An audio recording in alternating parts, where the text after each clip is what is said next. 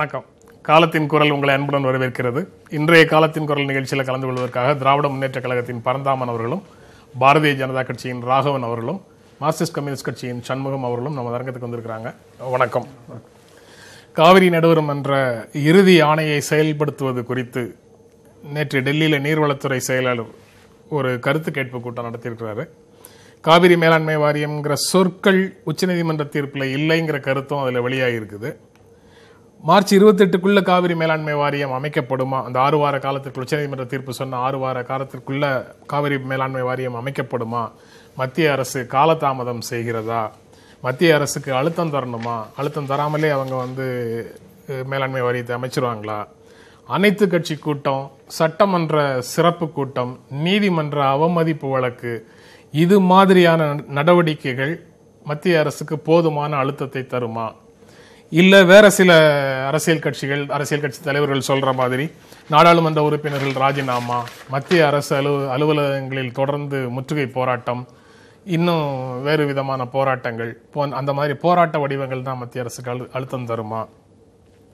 இந்த மாதிரி போராட்டமே செய்ய வேண்டிய அவசியம் இல்லாம மத்திய அரசு மேலாண்மை வாரியத்தை அமைச்சிருமா? தமிழ்நாடு செய்ய வேண்டியது என்ன அப்படின்னு பல கேள்விகள் இந்த செய்திகளை பார்க்கும்போது வருது. அதை பற்றி விரிவாக பேசலாம். பரந்தாமன், சட்டமன்ற சிறப்பு கூட்டம் ஒன்றை நடத்த வேண்டும் இந்த பிரச்சனைகளுக்கு தீர்வு காண.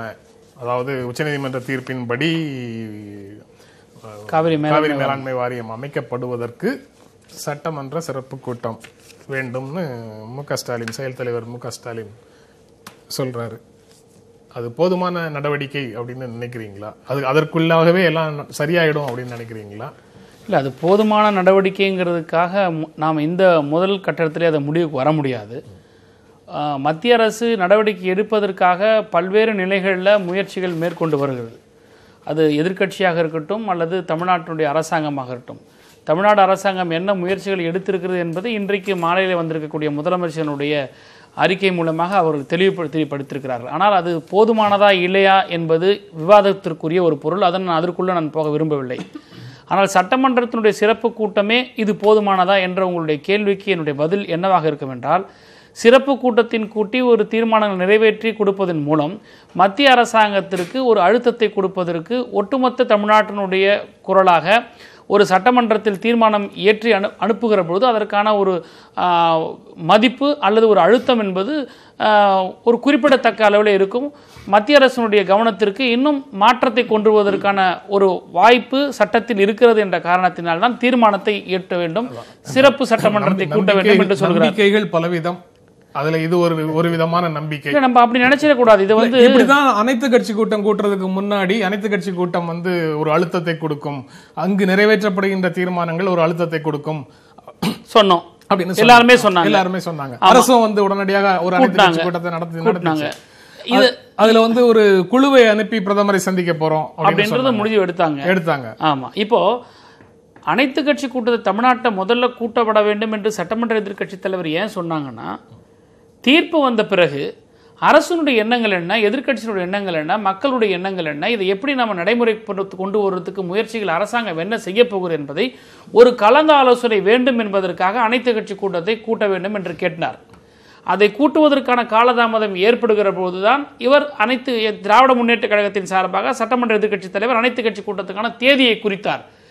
பிறகு அரசாங்கமே நடத்துகிறது என்ற பட்சத்தில் அந்த கூட்டத்தை ரத்து செய்துவிட்டு அரசு நடத்துகிற கூட்டத்திற்கு சென்றோம். எல்லா எதிர்க்கட்சி தலைவர்கள், விவசாய சங்க பிரதிநிதிகள் எல்லோருடைய கருத்துக்களும் கேட்கப்பட்டது.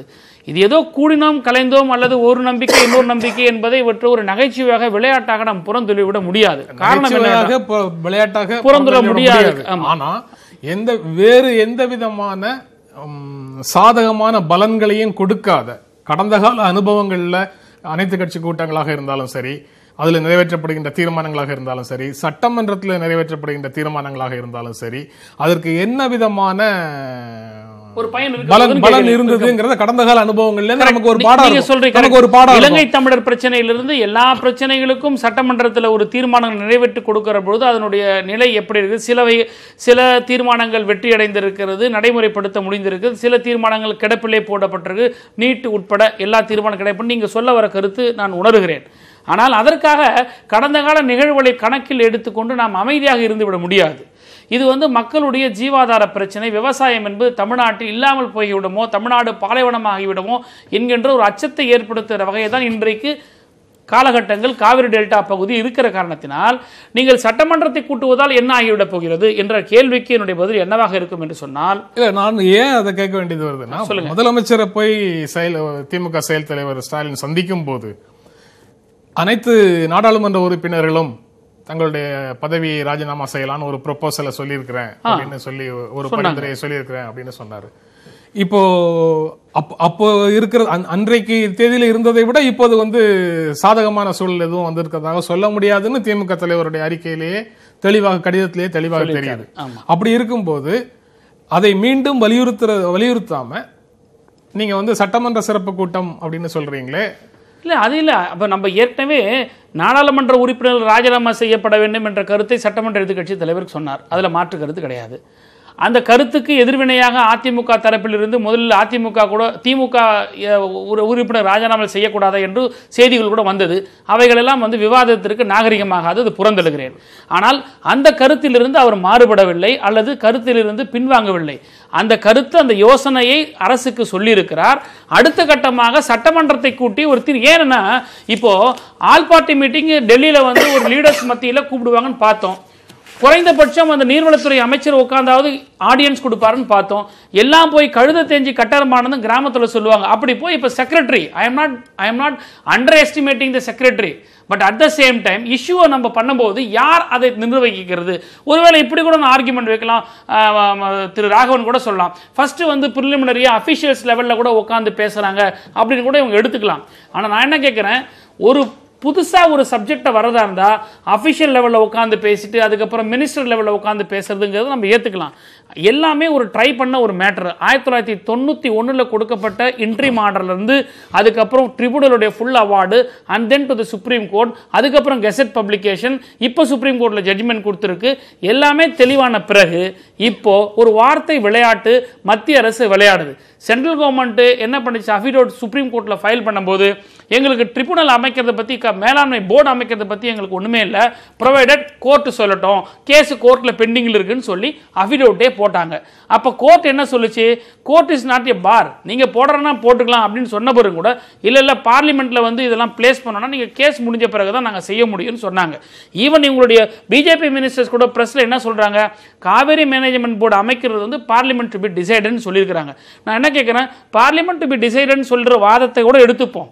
இப்போ நீதிமன்ற தீர்ப்புகளை இந்த வார்த்தை இல்லைங்கிறத ஒரு டைம் பீயிங்க்கு நீங்கள் ஆர்குமெண்ட்டாக எடுத்துனா கூட intention of the central government என்னன்னா, இப்போ காவேரி அந்த வாரியம் மேனேஜ்மெண்ட் போர்டை நிர்வகிக்க கூடாது, இதை காலம் தாழ்த்தணும். காரணம், பிப்ரவரி மாதம் கொடுத்த தீர்ப்புக்கு 6 வீக்ஸ் பீரியட் 30th மார்ச் முடியுது. அப்போ என்ன பண்ணுவாங்களா இவங்க, ஒரு கிளாரிஃபிகேஷன் அப்ளிகேஷன் சுப்ரீம் கோர்ட்டில் போடுவாங்க. ஏன்னா tomorrow Tamil Nadu government may file ஏ கண்டெம்ட் அப்ளிகேஷன், எங்களுக்கு இன்னும் போர்டு அமைக்கவே இல்லை, எங்களுக்கு எதுவுமே இது எக்ஸிக்யூட் பண்ணவே இல்லை அப்படின்னு ஒரு நிலைமை எடுத்தா அதை ஓவர் கம் பண்ணுறதுக்கு இவங்க ஒரு கிளாரிஃபிகேஷன் அப்ளிகேஷன் ஃபைல் பண்ணி 30 மார்ச்சுக்கு அதுக்கப்புறம் இன்னும் இழுப்பாங்க. அப்போ சட்டமன்றத்தினுடைய தேர்தல் கர்நாடகாவில் எப்போ வருதுன்னு எல்லாருக்குமே தெரியும். அது வரைக்கும் இதை இழுத்து கொண்டு போயிட்டு கடைசியில் தமிழனை கொண்டு போய் காவேரியில் இருக்கக்கூடிய டெல்டா விவசாயிகள் கூட நடுத்தர நிற்பாட்டுறது தான் மத்திய அரசு இன்னைக்கு போயிட்டு இருக்கு. ராகவன், நீங்க மத்திய அரசு வார்த்தை விளையாட்டுகளுக்குள்ள போயிடுச்சு, வாரியம் அமைப்பதை தாமதம் செய்வதற்கான முயற்சிகளில் ஈடுபடுது அப்படிங்கிறது குற்றச்சாட்டு. பரந்தாமனுடைய திரைக்கதை வசனம்லாம் நல்லா தான் பேசுறாரு. ஆனால் நீங்கள் இன்டென்ஷன் நீங்களாக ஒன்று கற்பனை பண்ணி பேசிட்டு இப்படித்தான் இருக்கும், நீங்கள் பாருங்கள் மனு போடுவாங்க, பாருங்கள் கர்நாடகா எலெக்ஷன் வரைக்கும் பண்ணுவாங்கன்னு இன்ஃபர் பண்ணிட்டு பேசினா அதுக்கு என்னால் பதில் சொல்ல முடியாது. உச்சநீதிமன்றத்தினுடைய தீர்ப்புக்கு பிறகு நடைபெற்ற விஷயங்களை பார்ப்போம். இன்ஃபேக்ட் இன்னைக்கு கடந்த ஒரு 2 வீக்ஸ் முன்னாடி இங்கே நிதின் கட்கரி நீர்வளத்துறை அமைச்சர் இங்கே வரும்பொழுது பத்திரிகையாளர் சந்திப்பில் கேட்டார். அதே விவாதம் இதே தொலைக்காட்சி நடந்து நான் இருந்தேன். ப்ராசஸ் இஸ் ஆன் அப்படின்னு அவர் சொன்னார். காவிரி மேலாண்மை வாரியம் அமைக்கிற ப்ராசஸ் இஸ் ஆன் அப்படின்னு அவர் சொன்னார். போன வாரம் வந்த அர்ஜுன் ராம் மெக்வால் எம்ஓஎஸ் ஃபார் இது வாட்டர் ரிசோர்ஸஸ் அவர் சொல்லும் பொழுது நாங்கள் அந்த குறிப்பிட்ட காலத்துக்குள்ள அமைப்போம் அப்படின்னு சொல்லியிருக்கிறாரு. அதற்கான தொடர்ச்சியான நடவடிக்கை தான் அமைச்சர்கள் சொன்ன தொடர்ச்சியான இந்த பேட்டிகள் மூலமாக நடந்த விஷயம் என்னன்னு சொன்னால், நேற்றைக்கு 4 மாநிலத்தினுடைய அதிகாரிகள் அழைக்கப்பட்டிருக்கிறார்கள். அதை பற்றி டிஸ்கஷன் நடந்திருக்கு. ஸ்கீம் எப்படி ஃபார்முலேட் பண்ணணும்னு நீங்கள் உங்களுடைய அபிப்பிராயங்களை சொல்லுங்கன்னு சொல்லியிருக்கிறாங்க. ஸோ கவர்மெண்ட், சென்ட்ரல் கவர்மெண்ட் உச்சநீதிமன்றத்துடைய ஆணையை நிறைவேற்றுவதற்கான வேலைகளை ஆல்ரெடி ஸ்டார்டட். இங்கே நிதின் கட்கரி வரும்பொழுதே சொன்னார் ப்ராசஸ் இஸ் ஆன். அவர் இந்த ப்ராசஸ் இஸ் ஆன் சொல்லும் பொழுது தீர்ப்பு வந்து 1 வாரம் தான் ஆச்சு. அதனால் இன்னைக்கு நீங்கள் வந்து இன்ஃபர் பண்ணிட்டு இப்படித்தான் இருக்கும். இவர்களுக்கு என்ன ப்ராப்ளம்னா, எங்கேயாவது அமைச்சிட்டா என்ன செய்யறது, சொன்ன சுப்ரீம் கோர்ட்டுடைய ஆர்டரை இம்ப்ளிமெண்ட் பண்ணிட்டா என்ன அரசியல் செய்வதுன்னு தெரியல. அதனால முதல்லயே வஞ்சிக்கிறது, அது செய்வது, இது செய்கிறதுன்னு பேசிட்டு இருக்கிறாங்க. இப்போதைக்கு சாத்தியம் இல்லைன்னு நிதின் கட்கரி இங்க சொல்லலையா?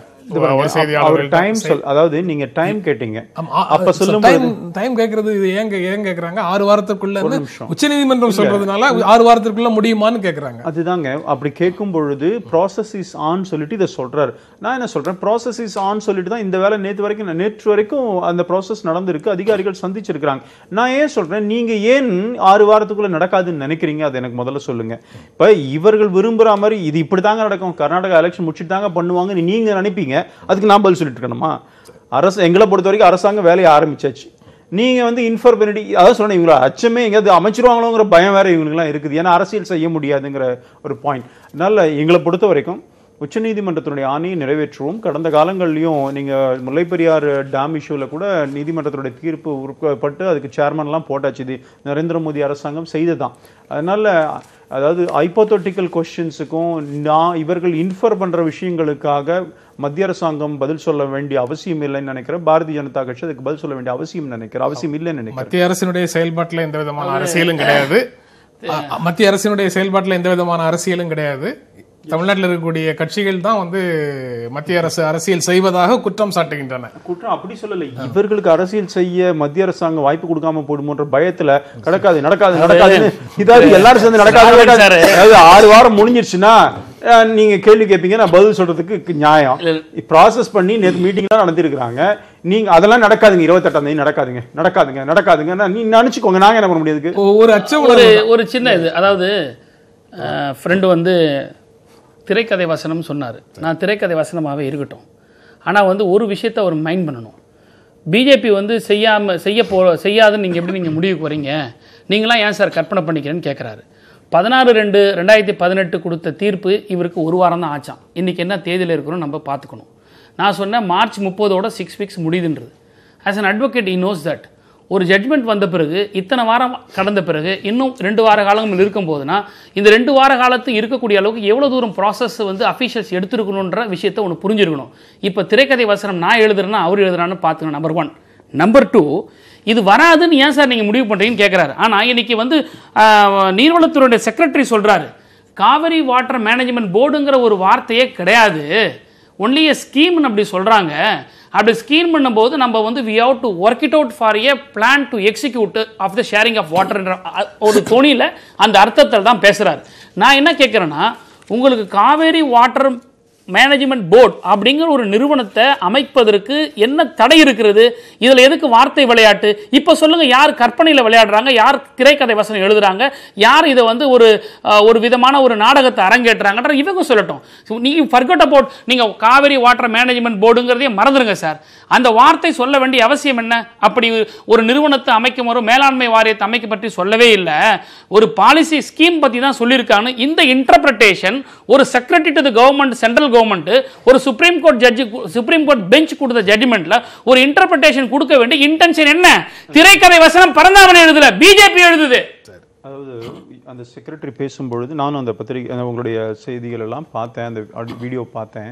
அவர்கிட்ட கேட்குறாங்க, அதுக்கு அவர் பதில் சொல்றாரு, அதாவது காவிரி மேலாண்மை போர்டு அமைக்க மாட்டோன்னுலாம் அர்த்தம் இல்லை அதுக்குன்னு அவர் சொல்லியிருக்கிறார். இதை ஸ்பெசிஃபிக்காக கேட்டாங்க பத்திரிகையாளர், தமிழ்நாட்டு பத்திரிகை தான் கேட்டாங்க. அப்போன்னா என்ன அர்த்தம் அப்படின்னும் போது, அது அமைக்க மாட்டோங்கிறதுலாம் இல்லை, ஸ்கீமு உச்சநீதிமன்றத்தினுடைய தீர்ப்பின் அடிப்படையில் இன்றைக்கு இந்த பேச்சுவார்த்தை, இந்த இந்த மீட்டிங் நடந்தது, அதை ஒர்க் அவுட் பண்ணிட்டு இருக்கணும் எப்படி அப்படின்னு தான் சொல்லியிருக்கிறாரு. அதுல இதுவும் சொல்லியிருக்கிறாரு. அதனால வாட் இஸ் த டிஃபரன்ஸ்? இன்னைக்கு இங்கிலீஷ் பேப்பர் கொஞ்சம் கொடுக்க எடுத்தா சொல்லுங்க. அந்த வேர்ட் எக்ஸாக்ட்டா சொல்லுங்க. அனுப்ப மாட்டேன்லாம் சொல்லல. I will read it with that. இத கொடுக்க சொல்லுங்க. எனக்கு இங்கிலீஷ் பேப்பர் எடுத்தா சொல்லுங்க. டைம்ஸ் ஆஃப் இந்தியா அப்படி கொண்டா சொல்லுங்க சார். பிரேக்ல கொடுங்க. ஸ்கீம்ங்கற நான் படிச்சு காட்டுறேன் இவருக்கு. அதாவது சட்டத்துல இருக்கக்கூடிய ஸ்கீம்ங்கற சொல்லுக்கு பின்னால செயலாளர் வந்து மறைந்து நிற்கிறார். போர்டு இருக்கிறார்ல, உச்சநீதிமன்றத்தினுடைய தீர்ப்பை வாசிச்சு பார்க்க சொன்னார். சரி, அதுல வந்து போர்டுன்னு இல்ல, காவேரி மேனேஜ்மெண்ட் வாட்டர் மேனேஜ்மெண்ட் போர்டுன்னு இல்ல உச்சநீதிமன்றத்துல அப்படிங்கறத சொல்றாரு. இல்ல திரு ஜென்ராம், நான் என்ன சொல்றேன், உச்சநீதிமன்றம் கொடுத்த தீர்ப்பினை இம்ப்ளிமெண்ட் செய்வதற்காகத்தானே இத்தனை நடந்திருக்கிறது. இந்த வாரமா 2 வாரமா 1 வாரமா நீங்க சொல்ற விஷயத்துல நீங்க வந்து இப்படி நடக்கும் பொழுது இதையும் ஸ்கீம் இல்ல போர்டு இல்லன்னு போறதோட நமக்கு நீர் வர வேண்டியதற்காகத்தான் மத்திய அரசாங்கம் உச்சநீதிமன்ற தீர்ப்பை இம்ப்ளிமெண்ட் செய்யறதுக்கு தான் இந்த கூட்டங்களை நடத்திட்டு இருக்கிறோம். அதனால நீங்க வந்து உங்களுடைய கற்பனை வளத்துக்கு அது அளவே இல்லாத நீங்க மத்திய அரசாங்கம் மாநில அரசாங்கத்தோட பேசிக் கொண்டிருக்கிறாரு, டிஸ்கஸ் பண்ணிட்டு இருக்காங்க. முதலமைச்சர் சொல்லியிருக்கிறாரு, அறிக்கை கொடுத்திருக்கிறாரு, தெளிவா தான் கொடுத்திருக்கிறாரு. அதனால நாங்கள் தெளிவாக இருக்கிறோம். இதை வைத்துக்கொண்டு அரசியல் செய்ய வேண்டும் என்று திராவிட முன்னேற்ற கழகம் விரும்பலாம். இன்னைக்கு கூட அவர் தலைப்பில் பார்த்தா அவங்களுடைய முரசொலியில பாஜக விளையாடுகிறது, வார்த்தையில விளையாடுகிறது, மோடி இப்படி பண்றார். இவர்களுக்கு இன்றைக்கு பாரதிய ஜனதா கட்சி ஒரு பிரைம் டார்கெட். செஞ்சு கொள்ளுங்க, அது ஒன்றும் பிரச்சனை இல்லை. இப்போ சொல்றீங்க, எப்போ சொல்லிட்டு இருக்கீங்க, அதை பத்தி என்ன இருக்கு? பேசலாம் ராவன். சண்முகம், தமிழக மக்களுடைய ஒருமித்த உணர்வை வெளிப்படுத்தும் வகையில தமிழ்நாடு அரசு செயல்பட வேண்டும் அப்படின்னு உங்க கட்சியினுடைய அறிக்கை சொல்லுது. தமிழக மக்களுடைய ஒருமித்த உணர்வை வெளிப்படுத்தும் வகையிலன்னா அது என்ன, தமிழக மக்கள் என்ன நடவடிக்கை எடுக்கணுங்கிறதுக்கு ஏதேனும் ஒருமித்த உணர்வுல இருக்கிறாங்களா? இல்ல, தமிழக மக்களுடைய ஒரு உயிர்நாடியான பிரச்சனை காவிரி பிரச்சனை. சரி, இந்த 16ஆம் தேதி வந்த தீர்ப்பின் மூலமாக இதுக்கு ஒரு நிரந்தரமான தீர்வு கிடைக்கும் என்கிற மிகப்பெரிய நம்பிக்கை தமிழக மக்கள் மத்தியிலே இருக்கிறது. அந்த ஒருமித்த உணர்வை வெளிப்படுத்தக்கூடிய வகையில் தான் இப்போ 22ஆம் தேதி அனைத்து கட்சி கூட்டம் கூட என்ன விளைவை ஏற்படுத்தி நீங்கள் கேட்டீங்க. அநேகமாக அதிமுக ஆட்சியில் காவிரி பிரச்சனை சம்பந்தமாக நடத்தப்பட்ட முதல் அனைத்து கட்சி கூட்டம் அந்த கூட்டம். ஜெயலலிதா அவர்கள் இருந்தது வரைக்கும் ஒரு கூட்டம் கூட அவங்க நடத்தல. சரி, முதல் கூட்டம். ஒட்டுமொத்த தமிழக மக்களுடைய இந்த அழுத்தத்தை மத்திய அரசுக்கு உணர்வை வெளிப்படுத்தக்கூடிய வகையில் ஒரு பலன் அதில் கிடைச்சிருக்கின்ற மாதிரி தான் நாங்கள் நினைக்கிறோம். அதனால 22ஆம் தேதி என்ன தீர்மானம் அனைத்து கட்சி கூட்டத்தினுடைய நிறைவேற்றப்பட்ட தீர்மானங்கள்ல என்ன நடந்திருக்குது சொல்லுங்க. இல்ல, 3 தீர்மானம் நிறைவேற்றப்பட்டது, 3மே நடைமுறைக்கு வரலன்றது வேற விஷயம். ஆனால் முதல் முறையாக காவிரி சம்பந்தப்பட்ட பிரச்சனையில் தமிழகத்திற்கு கூடிய எதிரும் புதிருமாக இருந்த என்னைக்குமே இல்ல, தனித்தனியாக இருந்தது. எல்லா குரலும் ஒன்றாக இருந்தது, தனித்தனியா இருந்தது. ஒரே கூரைக்குள்ள வந்து அதே குரலை எழுப்பி இருக்கிறீங்க. ஒரே கூரைக்குள்ள வந்தது என்பதே ஒரு பெரிய விஷயம் தான். அதுக்கான முயற்சி எடுத்த எதிர்கட்சி தலைவர் அல்லது தமிழக முதலமைச்சர் 2 பேருமே பாராட்டப்பட வேண்டியவர்கள் என்பதை நான் முதல்ல பதிவு செய்ய விரும்புறேன். பட் இதுல வந்து தமிழக அனைத்து கட்சி மன நிறைவு அதுல அடைஞ்சிட முடியுமா? முடியாது. அதான் அனைவரும் சேர்ந்து நிறைவேற்றிய தீர்மானம், அனைத்து கட்சியினுடைய பிரதிநிதிகள், அனைத்து விவசாய அமைப்பினுடைய பிரதிநிதிகள் பிரதமரை சந்திக்க வேண்டும் என்கிற தீர்மானத்துக்கு பிரதமர் இன்றைக்கு வரைக்கும் நேரம் ஒதுக்காது என்பது ஒரு மிகப்பெரிய தமிழக மக்களை அவமதிக்கக்கூடிய செயல். முதல்ல அவர் வந்து பாக்குறதுனாலே அமைச்சிருவாருன்னு சொல்ல முடியாது. அவர் பார்த்து அந்த தீர்மானத்தை வாங்கிக்கிறதுக்குள்ள அவருக்கு என்ன கஷ்டம் இருக்கு? பார்த்ததுனாலே ஒரு நிறைவேற்ற போறதில்ல, அல்லது உடனே அன்னைக்கே ஒரு பதில் சொல்ல வேண்டிய அவசியம் கூட இல்லை. ஆனால் நேரம் ஒதுக்குவதற்கு கூட பிரதமர் அவர்கள் மறுப்பது என்பது உண்மையிலே தமிழக மக்களை அவமானப்படுத்தக்கூடிய ஒரு செயல். எப்படி 6 வார காலத்துக்குள்ள அவங்க இல்ல சந்திக்கிறதுக்கு நேரம் ஒதுக்காது சொல்றேன். முதல் விஷயம், 6 வார காலத்துக்குள்ள அவங்க அமைக்கலன்னா அதற்கு பிறகு அழுத்தம் கொடுக்கறதுக்கு நீங்க சந்திக்கிறத புரிஞ்சிக்க முடியும். இல்ல இல்ல இல்ல இல்ல நீதிமன்ற அவமதிப்பை பற்றி எந்த அரசியல் கட்சி, எந்த ஆட்சியாளர்கள் கவலைப்பட்டிருக்காங்க? நீங்க என்ன சொல்றீங்க? நீதிமன்ற அவமதிப்பு நடந்து விடுமோ, அந்த அபாயம் அப்படிங்கிற அபாயம் வந்து விடுமோன்னு ஸ்டாலின் அறிக்கையில கடிதத்துல சொல்றாரு. குறிப்பிட்ட இல்ல அந்த நீதிமன்ற அவமதிப்பு வந்ததுன்னா மத்திய அரசு அதை ஃபேஸ் பண்ண போகுது. எல்லாரும் தான் ஃபேஸ் பண்ணணும். ஸ்டேட் கவர்மெண்ட்டும் ஃபேஸ் பண்ணணும், கர்நாடகா கவர்மெண்ட்டும் ஃபேஸ் பண்ணணும். எல்லாரும் தான் ஃபேஸ் பண்ணி போர்டு அமைக்காததுக்கு அந்த முக்கிய காரணம் வந்து central government under the scheme under the act. சரி, நீங்களும் வந்து தெளிவா செக்ரட்டரியோட இன்டர்பிரேஷனை நீங்களும் கையில எடுத்துக்கிறீங்க. இல்ல, தமிழ்நாடு முதலமைச்சர் அவருடைய அறிக்கையில சொல்றாரு. அப்ப அரசாங்கம் எடுக்குதுன்னா அப்ப வந்து நம்ம வந்து அந்த ஸ்கீம்ங்கற லெவல்ல தான் அவர் போறாரு. அப்ப போர்டு பத்தி அவர் எந்த அளவுக்கு உச்சநீதிமன்ற தீர்ப்புல வந்து ஸ்கீம் தானே இருக்கு. இல்ல சரி, இப்போ அந்த நான் என்ன கேக்குறேன், இல்ல, இல்ல, ஸ்பிரிட் ஆஃப் தி தீர்ப்பை புரிஞ்சுக்கணும் அப்படின்னு சொன்னா right, okay okay okay. Scheme already அதான் சொல்ல வரேன். டெக்னிக்கலா பேசுனீங்கன்னா சரி, ஸ்கீம் ஸ்கீம் அப்படின்னு வச்சிருக்கீங்க. Scheme right, okay. என்ன பண்ண இல்ல, அதுல போறீங்க? கூட நான் மாறுபடுறேன் சார். இல்ல scheme இருக்கு. என்னங்கறத பத்தி நம்ம விளக்கம் சொல்லலாம். உச்சநீதிமன்றமே சொல்லி இருக்குது. உச்சநீதிமன்றமே அடுத்த வரிகள்ல சொல்லி இருக்குது. அடுத்த வரிகள்ல சொல்லி இருக்கு. அதனால அதுக்குள்ள போய் நம்ம சிக்கிக்க வேண்டிய அவசியம் இல்லை. ஏன்னா உச்சநீதிமன்ற தீர்ப்பை அமல்படுத்துவதற்கான நிர்வாக ஏற்பாடு என்ன வேற, இதை தவிர வேற வழி இல்லை. அது பின்னாடி வந்து அவங்க சொல்லியிருக்காங்க. காவிரி மேலாண்மை வாரியம் அமைப்பது, காவிரி நீர் முறைப்படுத்தும் குழுவை அமைப்பது ஒன்றுதான் நீதிமன்ற அளிக்கக்கூடிய தீர்ப்பை நடைமுறைப்படுத்துவதற்கான ஒரே வாய்ப்பு. முகில் ரோத்தகி அவர்கள் இந்த பிரச்சனை எழுப்புறாரு. காவிரி நதிநீர் மேலாண்மை அமைக்க சொல்லி நீங்க உத்தரவிடக்கூடாது என்று மத்திய அரசின் சார்பில் அவர் வாதிடுறாரு.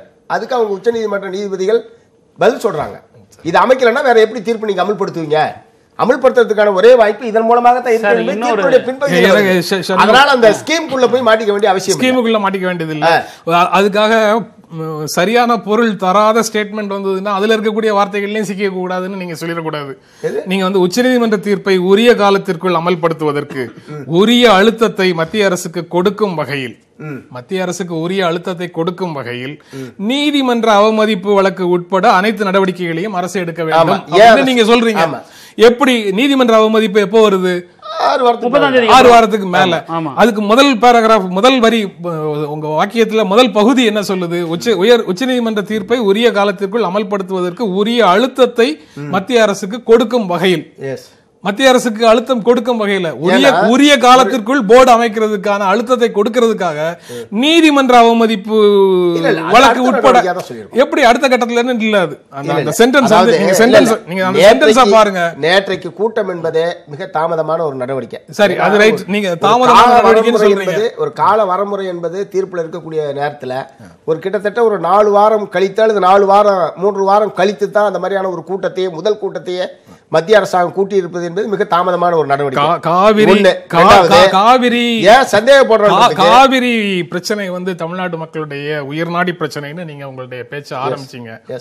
ஆனா காவிரி தொடர்பாக உங்க கட்சியில இருந்து வரக்கூடிய அறிக்கைகள் ரொம்ப பொதுவாகவும் சில சரியான சொற்கள் இல்லாமலும் வருதுங்கிறத உங்க கவனத்துக்கு நான் கொண்டு வரேன். மற்றபடி அதுல எந்த பிரச்சனையில சரியான சொற்பிரயோகம், காவிரி மேலாண்மை வாரியம்ங்கிறதுக்கு பதிலாக காவிரி மேலாண்மை வாரியம் தான் போட்டு அது இல்ல. இதற்கு முந்தின அறிக்கையில காவிரி மேலாண்மை வாரியம்ங்கிறதுக்கு பதிலாக மேற்பார்வைங்கிற சொல்லுல உண்டான வேற ஒரு சொல் போட்டிருந்தது. தெரியல, கரெக்டா எனக்கு இப்ப நினைவுபடுத்த முடியல. காவிரி நதிநீர் மேலாண்மை வாரியம் என்பதுதான் ஆரம்பத்திலிருந்து நாங்க சொல்லிட்டு இருக்கோம்.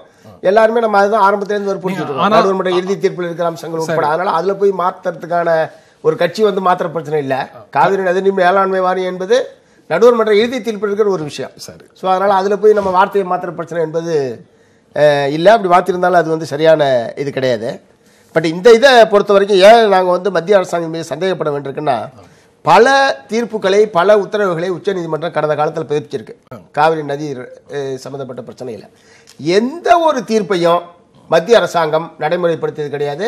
கர்நாடக மாநில அரசாங்கம் நடைமுறைப்படுத்தியது கிடையாது. ஒரு சட்டப்படியான கடமைகளை நிறைவேற்ற அவர்கள் மறுத்து வந்திருக்கிறார். மத்திய அரசு எந்த தீர்ப்பையும் நிறைவேற்றியது கிடையாது, நடைமுறைப்படுத்தியது கிடையாது.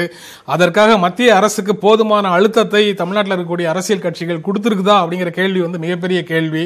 இன்னும் அனைத்து கட்சி கூட்டம், சட்டமன்ற சிறப்பு கூட்டம்னு தான் கட்சிகள் பேசிட்டு இருக்குது. ரொம்ப செல்வாக்கு குறைந்த சில கட்சிகள் மட்டும்தான், செல்வாக்கு குறைந்த கட்சிகள் வேறு விதமான ப்ரொபோசல்ஸை முன்வைக்கிறாங்க. அவங்க வந்து ராஜினாமாவை பத்தி பேசுறாங்க. திமுக அப்போ ரைஸ் பண்ணிச்சு, இன்னைக்கு இல்ல. இன்னைக்கு வந்து அன்புமணி சொல்றாரு ராஜினாமா பற்றி. மத்திய அரசு கருத்து சொல்லிட்ட பிறகு டெய்லி அதே சொல்லிட்டு இருக்க முடியாது. சொல்லியாச்சு, அது பண்ண விஷயம் நடக்கல. அடுத்த கட்ட சட்டமன்ற கூட்டத்தொடர அழுத்தம் கொடுக்கிறதுக்கான செயல்முறைனா நீங்க வந்து ஒரு தடவை சொல்லிட்டா திரும்ப சொல்ல முடியாது. பேசலாம். காவிரி மேலாண்மை வாரியம் அமைப்பதுல காலதாமதம் ஏற்படும் அப்படிங்கிற அச்சம் வந்து சாதாரண மக்களுக்கும் இருக்கக்கூடிய சர்க்கம்ஸ்டன்சஸ் சூழலை பார்க்கும்போது சாதாரண மக்களுக்கும் அந்த உணர்வு வருது. பரந்தாமனும் சண்முகமும் சொன்னா அரசியல் ரீதியான குற்றச்சாட்டுகள்னு சொல்லலாம். ஆனா சாதாரணமா சர்க்கம்ஸ்டன்சஸ் பாக்குறது என்னன்னா, அனைத்து கட்சி கூட்டத்தை அல்லது அனைத்து கட்சி குழு வந்து பாக்குறோம்னு டேட் கேட்டாங்க, பிரதமர்கிட்ட இருந்து டேட் வரல. நிதின் கட்காரியை பார்த்துக்கலாம் அப்படின்னு சொன்னாங்க. ஆனால் அதுவும் இல்லாமல் நேற்று இந்த நீர்வளத்துறை செயலாளருடைய கூட்டம் அப்படின்னு லெவலுக்கு வந்துடுச்சு. இது மக்களாட்சி நெறிமுறைகளுக்கு முரணானது அப்படின்னு இப்போ ஸ்டாலின் இன்றைக்கு சொல்றாரு. ஆனால் அந்த மாதிரி குற்றச்சாட்டுகளை ஒரு பக்கம் தள்ளி வச்சுட்டு பார்த்தாலும் இது தாமதமாகும், உடனடியாக நடக்காது. உச்சநீதிமன்றம் சொன்ன மாதிரி மார்ச் எண்டுக்குள்ள இதெல்லாம் முடிஞ்சு போகும்னு ஒரு நம்பிக்கை இருந்தது இல்லை தீர்ப்பு வரும்போது. அந்த நம்பிக்கை இப்போ மக்களிடத்திலிருந்து கொஞ்சம் கொஞ்சமா குறையுதோ அப்படிங்கிற சந்தேகம் மக்களிடமிருந்து குறையுது உங்களுடைய வார்த்தைகள். அது நான் என்ன நினைக்கிறேன், நேற்றுக்கு மத்திய நீர்வளத்துறை அமைச்சர் கூப்பிட்டாரு. எப்படி கூப்பிடலான்னு கேட்குறீங்க. சரி, உடனே இங்கேருந்து ஒரு முதலமைச்சர் போய் உட்காந்துட முடியுங்க. என்ன சொல்கிறேன், முதலமைச்சர் ஏன் உட்காரலன்னு யாராவது கேட்க முடியுமா? சில விஷயங்கள் அதிகாரிகள் மட்டத்தில் முடிவு பண்ணுற விஷயம். சீஃப் செக்ரட்டரி போயிருக்கிறாங்க நேற்று. சரி, இங்கேருந்து எல்லா மாநிலத்துடைய சீஃப் செக்ரட்டரிஸ் போயிருக்கிறாங்க. அவங்க இந்த மாநிலத்துடைய நீர்வளத்துறை அந்த செக்ரட்டரிஸ்லாம் போய் உட்காந்துருக்குறாங்க. இதுதான் பிஸ்னஸ் மீட்டிங். சும்மா வெறுமை போய் பேசுறது இல்லை, விஷயம் இல்லை. இதுதான் விஷயம். இதுதான் இவங்க தான் ஒர்க் அவுட் பண்ற ஒரு டீம்.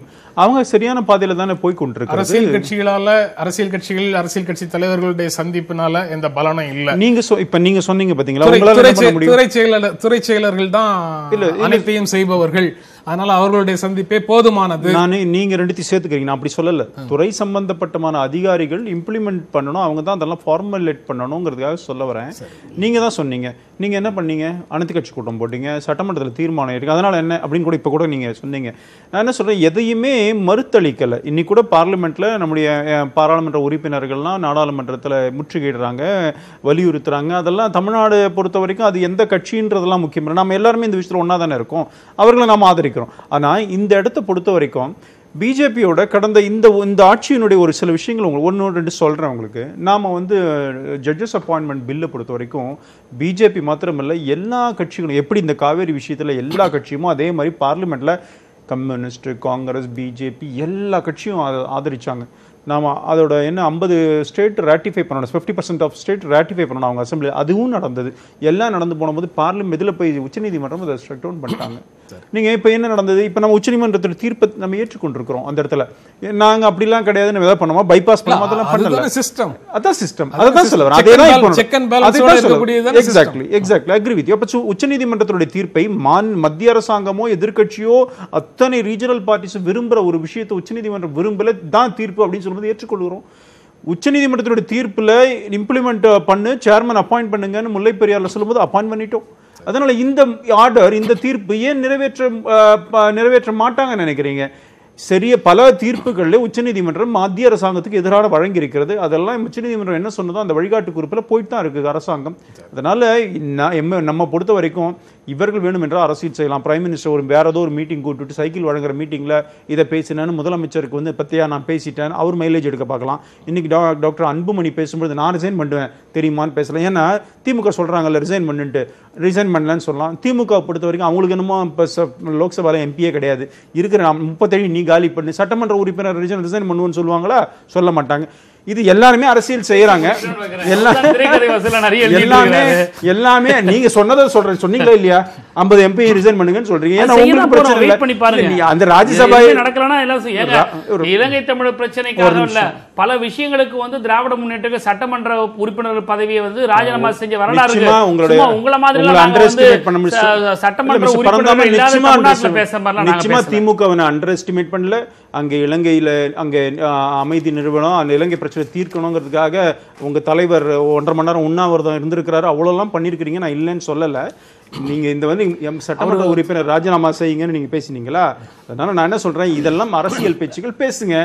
எங்களை பொறுத்த வரைக்கும் நாங்க நடவடிக்கை எடுப்பதில் ஒரே விஷயம், பிஜேபி கிட்ட டைரக்ட் ஆன்சர் இல்லாத போது டைவர்ட் பண்ணி டிவேட் பண்ணி போவாங்க. ஒரு விஷயம் சார், நான் சார் சொல்றத ஒரு சின்ன உடன்பாடு ஏற்பட்டுக்கிறேன். அதாவது முதல்ல நான் ஏற்கனவே தொடக்கத்தில் சொன்னேன், அஃபீஷியல்ஸ் ஒரு லெவலில் பேசுகிறாங்கன்னு சொல்லி இருந்தாங்கன்னா அதில் ஒன்றும் தப்பு கிடையாது.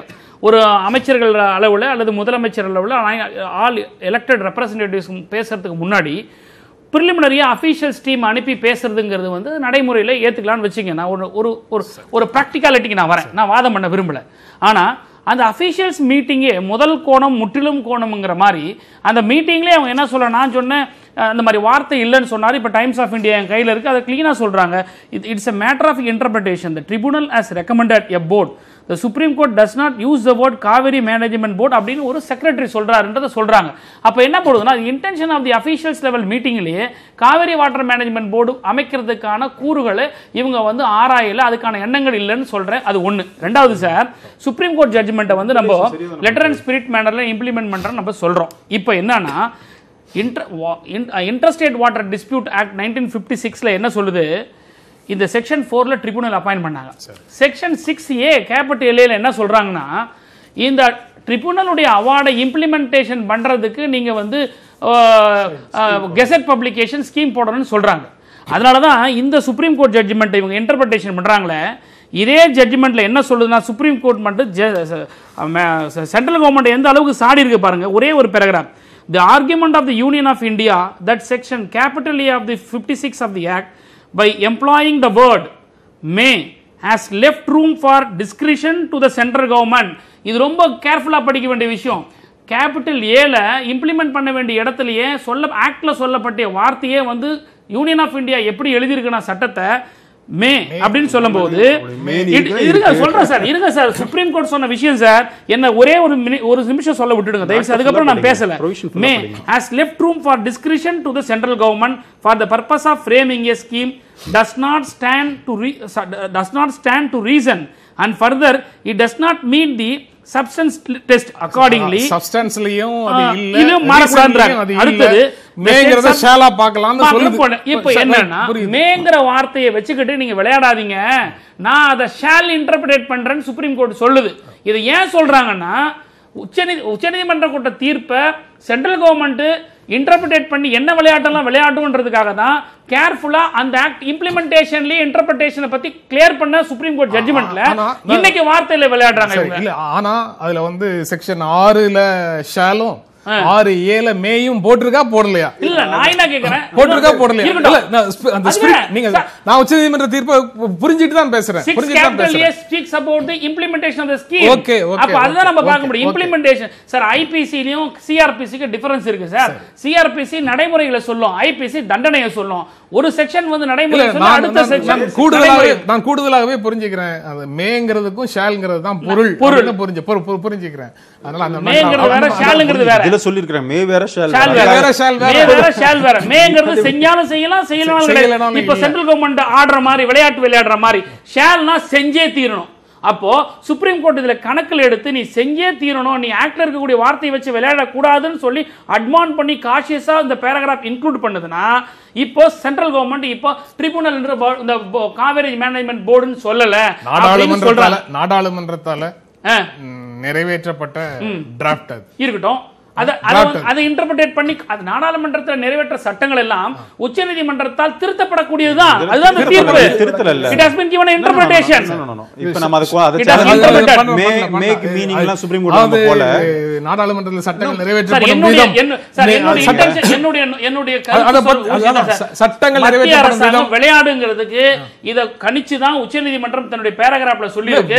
உச்சநீதிமன்றம் சொன்னதை தான் இப்ப மத்திய அரசு விளையாடிட்டு இருக்கு. மத்திய அரசு விளையாடும் விதமாக சட்டமே நாடாளுமன்றம் நிறைவேற்றும் நீங்க சொல்லுவீங்களா? இல்ல, மத்திய சொல்லுவீங்களா? அது இருக்கு, அப்படித்தானே இருக்கு. மேல ஷால் 6(1)ல ஷாலும் இருக்கு, ஜட்ஜ்மென்ட் அதெல்லாம் சொல்லி இருக்கு. 6(1)(2)ல ஷாலும் 6(7) வந்து மேயும் வந்தது. எப்படி வரும்போது நாடாளுமன்றத்தை கொண்டு வரப்பட்ட சட்டத்தினுடைய தவறுங்கிறதுனால தான் உச்சநீதிமன்றம் அதை திருத்தி இருக்கு கேபிட்டல் ஏல. சரி, ஓகே. சண்முகம், இல்ல நான் வந்து சொல்ல விரும்புறது, ஏன் நாங்க வந்து மத்திய அரசாங்கத்தை சந்தேகப்படுறோம்னா, இப்ப 2016ல காவிரி நதிநீர் மேலாண்மை வாரியத்தை அமைக்கணும்னு சொல்லி 2016 செப்டம்பர் 20ஆம் உத்தரவிட்டாங்க. அப்புறம் அது 2016ல கடுமையான வறட்சி தமிழ்நாட்டில், பயிர்கள் காஞ்சிக்கிட்டு இருந்தது. பல்வேறு கட்டங்களில் 5000 கனஅடி தண்ணி விடுங்க, 10,000 கனஅடி தண்ணி விடுங்க, 6000 கனஅடி தண்ணி விடுங்கன்னு பல உத்தரவுகள் போட்டாங்க. இதை எதையுமே இம்ப்ளிமெண்ட் பண்ணுறதுக்கு மத்திய அரசாங்கம் முன் வரல, கர்நாடக மாநில அரசாங்கம் முன் வரல. கடைசியா ஸ்டேட் கவர்மெண்ட் கொடுத்த டைரக்ஷன் அது. கடைசியா 3/10/2016ல மேலாண்மை வாரியம் அமைக்க முடியாது, நாடாளுமன்றத்துக்கு தான் அதிகாரம் இருக்குன்னு சொல்லி ஒரு அந்தர் பல்ட்டி அடிச்சு உச்சநீதிமன்றத்தில் அவங்க மனு தாக்கல் பண்ணாங்க. இந்த வரலாறு முழுவதும் நீங்க பாத்தீங்கன்னா முழுக்க தமிழகத்துக்கு விரோதமான ஒரு முறையில தான் கர்நாடக மத்திய பிஜேபி அரசாங்கத்தின் அணுகுமுறை இருந்திருக்கிறதே தவிர ஒரு முறை கூட ஒரு நியாயமான முறையில் உச்சநீதிமன்ற தீர்ப்பை அமல்படுத்துவதற்கான கடுகளவு முயற்சி கூட மத்திய அரசாங்கம் எடுத்துக்கொள்ளவில்லை என்கிற வரலாற்றிலிருந்து தான் இப்பயே நாங்க வந்து சந்தேகப்படவில்லை. அதாவது சந்தேகத்தின் பலனை எதிர்த்தரப்புக்கு கொடுக்கணும், இயற்கை நீதி, அதுதான் இயற்கை நீதிங்கிற தியரிலாம் இதுக்கு பொருந்தாதா? கடந்த காலத்துல ஒருவர் தொடர்ந்து குற்றம் செய்தாருன்னா இந்த குற்றத்தையும் அவர் தான் இப்பயே இந்த தீர்ப்பு வந்ததுக்கு பிறகு அன்னைக்கு அமைச்சர் நிதின் கட்கரி அவர்களுடைய அந்த வார்த்தை தற்போதைக்கு சாத்தியமில்லை என்றது, அதாவது மத்திய உச்சநீதிமன்றம் 6 வாரத்துக்குள்ள அமைக்கணும்னு சொன்னதுக்கு பிறகு இப்போதைக்கு சாத்தியமில்லைன்னு ஒரு மத்திய அமைச்சர் பேசுவது என்பது எந்த விதத்தில் சரியானது? அதாவது அது நீதிமன்றம் அவமதிப்பு இல்லையா? அதே தான் இந்த பிரச்சனைக்கு வர வேண்டியிருக்கு. இரண்டாவது, இந்த மாதிரியான ஒரு பிரிலிமினரி கூட்டத்தையே ஏன் நான் 3 வாரம் கழிச்சு கூட்டுறாங்க? 6 வாரம் டைம் இருக்குன்னு தெரியும். உடனடியாக மத்திய அரசாங்கம் இந்த இப்ப மத்திய நீர்வளத்துறை செயலாளர் கூட்டின கூட்டத்தை உடனடியாக கூட்டியிருக்க முடியும். இந்த ப்ராசஸ் இஸ் ஆன். 6 வாரத்துக்குள்ள இதை எங்களால முடிக்க முடியல, இன்னும் சில காலம் எடுத்து நாங்க முடிச்சிருவோம் அப்படின்னு சொல்லி சாத்தியமில்லைன்னு தான் சொன்னாரே தவிர காலம் கடந்தாலும் நாங்கள் அமைப்போம் என்கிற வார்த்தையை இதுவரைக்கும் ஏதாவது ஒரு மத்திய அமைச்சர், பிரைம் மினிஸ்டர் யாராவது சொல்லியிருக்காங்க? உச்சநீதிமன்றத்துல அவர் சொல்ற மாதிரி உச்சநீதிமன்றத்துல மார்ச் 8ல போடுவாங்க. இதுவரைக்கும் அவங்க வந்து அமைப்போம்னு சொல்லிங்க. யார மாதிரி காலம் தாழ்த்து ப்ராசஸ்ன்றது மட்டும் தான் திரும்ப சொல்லிட்டு இருக்கீங்க.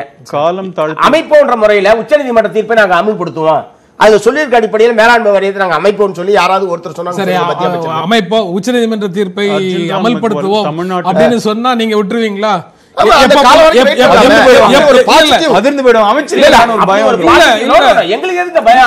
அரசியல் பண்ண முடியாது.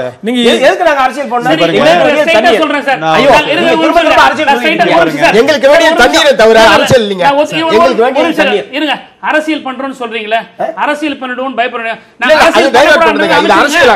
அமைச்சிருங்க, நமக்கு அரசியல் பண்ணிடுவோம்ல. அவர் சொல்றாரு அவருக்கு வேண்டியது தண்ணீருங்க. குறைஞ்சு போச்சு போக்குவரத்து, பல தமிழகத்துக்கு விரோதமான பல அம்சங்கள் இருக்கு போக்குவரத்து, அதெல்லாம் வேற. இப்ப சொல்லி இருக்கிற 177.2 வருமா? எனக்கு என்னுடைய கவலை. கவலை இல்லைங்க, என்னுடைய கவலை 177.25 வருமா? இந்த வருஷமாவது குறுவை சாகுபடி நடக்குமா? இதாங்க என்னுடைய கேள்வி. Arjun Ram Meghwal MOS for water sources இங்க வரும்பொழுது 6 வாரத்துக்குள்ளே அமைக்கப்படும் அப்படின்னு ஒரு மந்திரி சொல்லியிருக்கிறாரு. நாம இப்ப இவங்க இதெல்லாம் பேச மாட்டாங்க எடுத்து. ஏன்னா நீங்க வருமானம் இப்ப என்ன கேட்கறீங்க, மந்திரி சொல்லியிருக்கிறாருன்னு சொல்றேன். மந்திரி அமைக்கப்படும் சொல்றாரு, நீங்க சொல்றீங்க, நான் ஏத்துக்கிறேன். மந்திரி மட்டும் இல்ல, உங்க கட்சி தலைவி, மாநில தலைவி சொல்லியிருக்காங்க, மாநிலத்தில் இருக்கக்கூடிய பிஜேபி லீடர் சொல்லியிருக்காங்க, காவிரி மேலாண்மை வாரியம் முறையில் மத்திய அரசு செய்யும் சொல்லியிருக்காங்க. நான் அதை மாற்றல, நீங்க சொல்றதை ஏத்துக்கிறேன். நிதின் கட்காரில இருந்து MOS சொன்னதை ஏத்துக்கிறேன். Why your secretary disown their own minister statement? Why you disagree with this statement? Secretary meeting போட்டா மந்திரி கூப்பிடல, மந்திரி கூப்பிட்டா MOS கூப்பிட்டா நிதின் கட்கரி என்ன சொன்னார் தெரியுமான்னு பேசுறீங்க. நான் சொல்லுவது செக்ரட்டரிக்கு மேல இருக்கிற MOS இந்த நீர்வளத்துறையுடைய சார், எங்களுக்கு எல்லாம் புரியுது சார். MOS மேல தான் சார் இருக்காரு, மேல இருக்கிறவரோட சொல்லுவாரா? அதுதான் துறையா?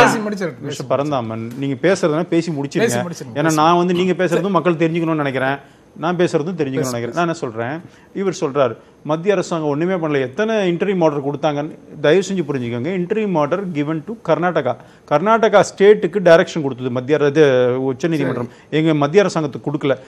அதை எக்ஸிக்யூட் பண்ணல, உண்மைதான், அதில் ஒன்றும் சந்தேகமே இல்லை. அப்ப தமிழ்நாடு அரசாங்கம் கண்டெம்ட் ஏதாவது போட்டிருக்கலாம், அந்த மாதிரி கொஞ்சம் ஃபாலோ பண்ணிருக்கலாம். போட்டோம், அது பெண்டிங் அப்படியே இருந்திருக்கு. நான் என்ன சொல்றேன், எங்களை பொறுத்த வரைக்கும் வாரியம் அமைக்கணும்னு உச்சநீதிமன்றம் சொல்லிச்சேன். திருப்பி அந்த காலகட்டங்கள் எடுத்து பாருங்க. வாதத்தில் ஆர்கியூ பண்ணும்பொழுது சில பாயிண்ட்ஸ் சொல்லுவோம், இவரும் வழக்கறிஞர். அதை வந்து உச்சநீதிமன்றம் அந்த ஆர்கியூ பண்ணும்பொழுது இவர் சொன்னார், அட்டார்னி ஜெனரல் சொன்னார், உங்களுக்கு அதிகாரம் இல்லை, உச்சநீதிமன்றம் டைரக்ட் பண்ண முடியாது, பார்லிமெண்ட்டுக்கு தான் இருக்குன்னு சொன்னார். முதல்ல ஓகேன்னாரு, அதுக்கப்புறம் இதுதான் இன்டர்பிரட் பண்ணாரு, இப்படி தான் இருக்குன்னு. அதை உச்சநீதிமன்றம் அந்த இன்சிஸ்ட் பண்ணவே இல்லையே, ஏற்றுக்கொண்டதுன்னு தான் அர்த்தம். இப்போ ஃபைனல் ஆர்டர்ல இந்த மாதிரி சொல்லியிருக்கு. இப்போ இந்த அட்டார்னி ஜெனரலுடைய ஆர்குமெண்ட் ஏற்றுக்கொள்ளலைன்னு புரியுது. அதெல்லாம் முடியாது, நீ அமைச்சு தான் ஆகணும். It is natural. நீதிமன்றத்துடைய ஆர்கியூ பண்ணும்பொழுது ஒரு வாதத்தை இந்த ஆர்கியூ பண்ணும்போது சில வாதங்களை வைக்கும்பொழுது சில நேரங்கள் அது ஏற்றுக்கொள்ளும், கடைசியில் ஃபைனல் ஜட்ஜ்மெண்ட் வரும்போது வேற மாதிரி வரும். இன்னைக்கு ஃபைனல் ஜட்ஜ்மெண்ட் இந்த மாதிரி வந்திருக்கு. இது நிச்சயமா பைண்டிங் ஆன் சென்ட்ரல் கவர்மெண்ட் அதனுடைய நடைமுறைகளை செய்து கொண்டிருக்கிறது. நான் என்ன சொல்றேன், அப்படி வரலன்னா 6 வாரத்துக்குள்ள வரலன்னா உங்களுக்கு தானே அட்வான்டேஜ். இன்னும் நல்லா திட்ட போறீங்க பிஜேபி, இன்னும் மத்திய அரசாங்கத்தை திட்ட போறீங்க. நான் என்ன சொல்றேன்,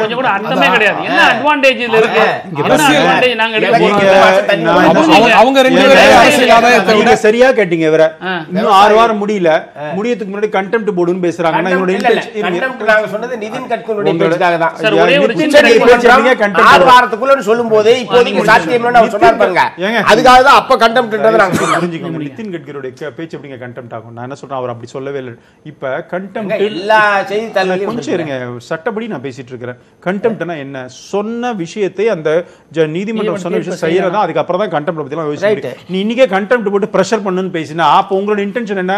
இது இப்படித்தான் நடக்கும், மக்கள் கிட்ட ஒரு அச்சத்தை ஏற்படுத்தணும், நீங்களா ஒரு கற்பனை பண்ணிட்டு இப்பவே கண்டெம்ட் போடுறீங்க. போய் நிக்குமா உங்க கண்டெம்ட் இப்ப போட்டீங்கன்னா? அமைச்சர்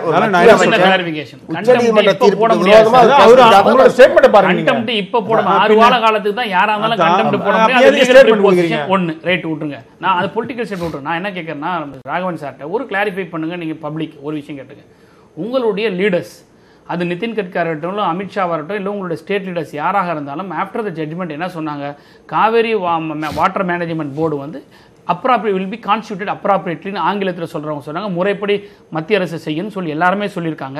இதை ராகவன் சார் இல்லைன்னு மறுக்க முடியாது. அப்படி அமைச்சர்கள் சொன்ன கூற்றுக்கு இப்பவும் தான் மறுக்க இல்ல, அதான் சொல்ல வரேன். அதான் மறுக்க முடியாது, மறுக்கல. அமைக்கும் பணி நடந்து கொண்டிருக்கிறது. அதை சொல்லிடுறேன். அப்படி இல்லாத போது, மறுக்காத போது, நான் இதெல்லாம் உண்மை என்ன போது, இப்போ வந்து secretary department union government secretary மட்டும் காவிரி வாட்டர் மேனேஜ்மெண்ட் போர்டுங்கிற வார்த்தை நீதிமன்ற தீர்ப்பில் இல்லைன்னு சொல்றது எந்த விதத்தில் எடுத்துக்க முடியும்? ஏன்னா MOS சொல்றாரு, நான் அமைச்சிருவோம்னு சொல்றாங்க, நடவடிக்கை எடுக்கிறேன்னு சொல்றாங்க.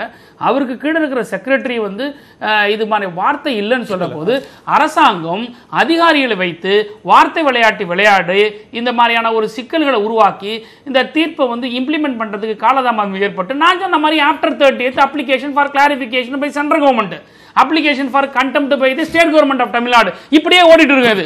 அதுக்குள்ள எலெக்ஷன் வந்துடும். அதாவது எங்களுக்கு இதெல்லாம் இந்த ஒரு தடவை சொல்றீங்களே, ஆர்டரை வந்து நோட்டிபிகேஷன் இஷ்யூ பண்ணதுக்கு 4 வருஷம் வச்சிருந்தீங்க நீங்க உங்க ஆட்சியில இருக்கும்போது. அதெல்லாம் இன்னைக்கு நான் 6 வாரம் இம்ப்ளிமெண்ட் சொல்லக்கூடாது. நீங்க கோர்ட்ல கேஸ் பெண்டிங்ல இருக்கும்போது எல்லா விஷயம் நடைமுறைப்படுத்தி எல்லாம் சரியான பிறகு தான் 13ல கெசட் பப்ளிகேஷன் வந்து உங்களுக்கு தெரியும். நம்ம 19க்கு போய் பேசக்கூடாது. எப்படி பேச முடியும்? நீங்க ஏதோ சொல்லுங்க. இல்ல நான் என்ன கேக்குறேன், நான் அதாவது கரெக்ட்டா சொல்லுங்க. நீங்க நீதிமன்றம் உத்தரவிட்டதனால தான் கெசட்ல வந்து அதான் வச்சிருந்தாங்க. அதான் நாங்க வச்சிருக்கோம். கேஸ் பெண்டிங்ல 6 வாரத்துக்குள்ள இம்ப்ளிமெண்ட் பண்ற வேலையை செஞ்சீங்க. நான் பண்ணணுமா இவங்க பண்ணணும்? பேசி முடிச்சு 6 மாதத்துக்குள்ள நாங்க வந்து செய்ய வேண்டிய வேலையை செய்யற எங்களை குற்றம் சொல்றீங்களே. பல வருஷம் வச்சிட்டு சுப்ரீம் கோர்ட் போடுவோம். சரி சார், பல வருஷம் வச்சுங்க சார். உங்களை ஆட்சி கொடுத்து இவ்வளவு காலம் ஆச்சு, இன்னும் இப்பவே நீங்க வந்து கொட்டாங்கச்சில சாப்பிட்டா மண்பாண்டல சாப்பிட்டா அப்படின்னு சொல்லுது என்ன அர்த்தம்?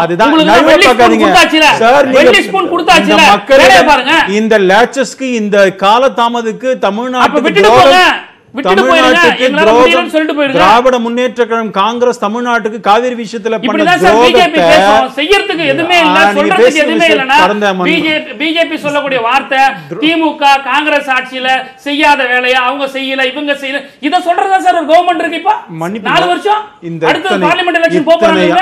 இத்தனை ஆண்டுகளாக காவிரி பிரச்சனை குழப்பி அதுக்கு இத்தனை காலதாமதம் ஏற்படுத்தின காங்கிரஸ் திமுக ஆட்சி முதல்ல மன்னிப்பு கேட்கட்டும் சார். அப்படியே இருக்கட்டும் சார். எங்களை பேசுறீங்க, நீங்க क्वेश्चन பண்றீங்க, உங்களால பண்ணவே முடியாது. நான் விதண்டாவாதம் பண்ண வரல. இவங்க வந்து பேசுறது வந்து மக்களுக்கு கூட ஏத்துக்கவே மாட்டாங்க. இவ்வளவு காலம் உங்களை பத்தி தெரியுமே, சாயம் பூசுறாங்க. உங்களை பத்தி தெரியுமே. பிப்ரவரியில கொடுத்த தீர்ப்புக்கு இப்போ நீங்க என்ன செய்றீங்கன்னு கேட்க போனா, நீங்க வந்து ஐதலி காலத்து பிரச்சனை, நீங்க வந்து 1000 காலத்து பிரச்சனையே, அவ்வளவு பிரச்சனையே வந்து திராவிட கட்சிகள் இத போட்டி போட்டு இந்த மக்களுடைய பிரச்சனைகளை கொண்டு போய் நீதிமன்றத்தை கொண்டு போய் இவ்வளவு காலம் தீர்ப்பு வந்ததுன்னா இவ்வளவு பெரிய போராட்டத்தை பத்தி உங்களுக்கு பேசுறதுக்கு மனசு வரலனோட கவலை இல்ல. இம்ப்ளிமெண்ட் பண்றதுக்கு துப்பு இல்லன்ற போது இந்த வார்த்தையை நான் தெரிஞ்சு பயன்படுத்துகிறேன்.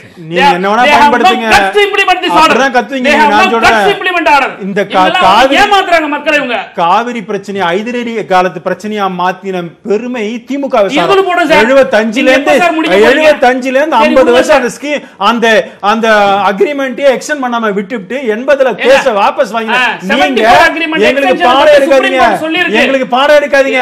இந்த காலத்தை 2 தலைமுறையாக காவிரி பிரச்சனையை பார்த்துட்டு தான் இருக்காங்க. நீங்க எந்த அளவுக்கு டுவல் ரோல் பண்றீங்க? தமிழ்நாட்டுல உங்க லீடர்ஸ் வந்து பேசினா என்ன பேசுறாங்க, டெல்லியில போய் பேசினா என்ன 74 அக்ரிமெண்ட் பத்தின இன்டர்பிரேஷன் சுப்ரீம் கோர்ட் ஜட்ஜ்மென்ட்ல சொல்லி இருக்கு.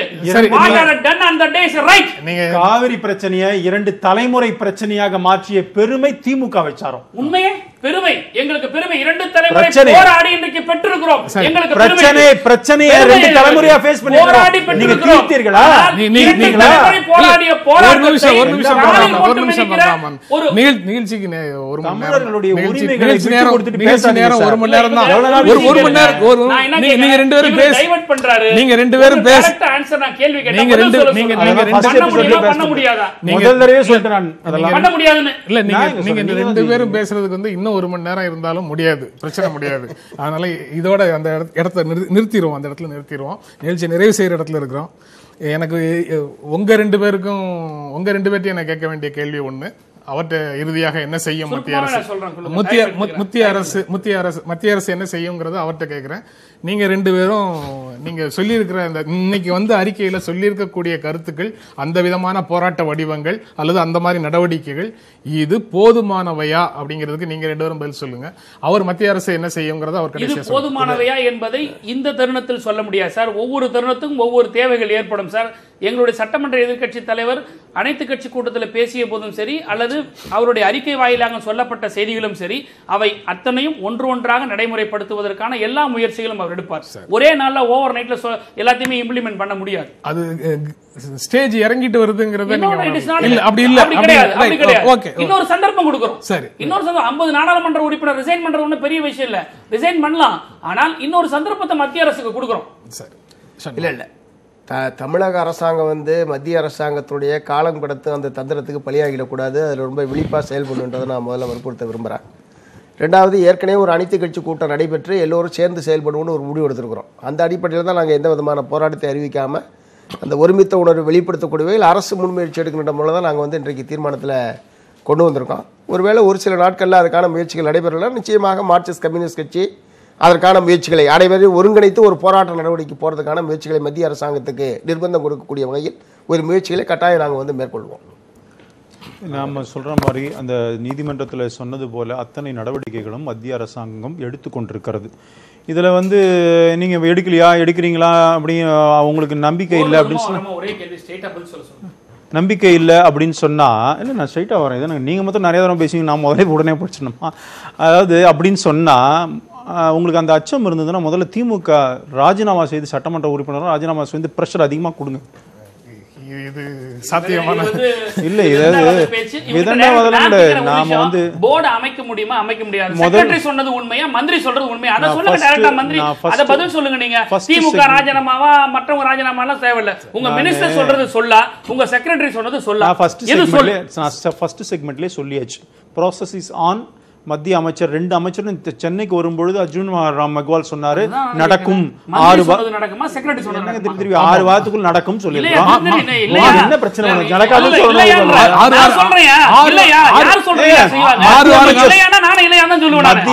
நாகரிகம் இருக்குல்ல, நாகரிகம் இருக்குல்ல, உங்களுக்கு பதில் வார்த்தைகள் வந்து வேற மாதிரி நீங்க நினைச்சீங்க மிஸ்டர் பரந்தாமன். மத்திய அமைச்சர் சொல்றத நான் சொல்லிக்கிறேன், நீங்க பேசிட்டே இருக்கிறார். நான் மத்திய அமைச்சர் தெளிவுபடுத்தியிருக்கிறார். அந்த குறிப்பிட்ட கால கொடுக்குள் நடக்கும்னு அர்ஜுன் ராம் மெக்வால் துறை அமைச்சர் சொல்லியிருக்கிறார். அப்படின்னு சொன்னா உச்சநீதிமன்றத்தினுடைய தீர்ப்பு என்னவோ அது இம்ப்ளிமென்ட் பண்ணணும். வந்து இன்டர்பிரேட் சொல்றார் செக்ரட்டரி சொல்றார். ஐயா, உச்சநீதிமன்றத்தினுடைய தீர்ப்பு என்னவோ சார் பிஜேபிக்கு உச்சநீதிமன்றத்துல எப்பவே இவங்க வந்து ஓட்ல டெபாசிட் வாங்கிருமா எல்லாம் செஞ்சிருப்பாங்க. டெபாசிட் நீங்க ஏமாத்திட்டு இருக்காரு. ஆர்கே நகர்ல நீங்க தோத்தீங்க. ஏமாத்திட்டு இருக்கிற ஒரு கட்சி ஆர்கே நகர்ல டெபாசிட் உங்களுடைய செயல் தலைவர் போச்சு. நீங்க சொல்றீங்க டெபாசிட் வாங்கலாம்னா ஆட்சி பத்தி என்ன பேசுறீங்க? நீங்க வந்து நாட்டு மக்களுக்கு கொஞ்சம் கூட இன்ட்ரஸ்ட் இல்லாம ஒரு கட்சி இது. அதெல்லாம் சரி, நீங்க பப்ளிக் இன்ட்ரஸ்ட் இல்லாத ஒரு கட்சி இது. எங்களுக்கு இன்ட்ரஸ்ட் இருந்துச்சுன்னா இவங்க வந்து போர்ட நியமிச்சிருப்பாங்க. பப்ளிக்கு எங்களுக்கு இன்ட்ரஸ்ட் இல்ல, உங்க மேல பப்ளிக்கு இன்ட்ரஸ்ட் இல்ல, அதனால தான் யார் மேல பப்ளிக் இன்ட்ரஸ்ட் இல்லன்றது பார்த்துட்டு உங்களுக்கு தெரியும். சரி, இப்போது நிகழ்ச்சி நிறைய செய்யலாம். இந்த அமர்வுல கலந்து கொண்டு உங்களுடைய கருத்துக்களை பகிர்ந்து கொண்டு இருக்க எங்கள் நெஞ்சார்ந்த நன்றி. மீண்டும் சந்திப்போம். நன்றி, வணக்கம்.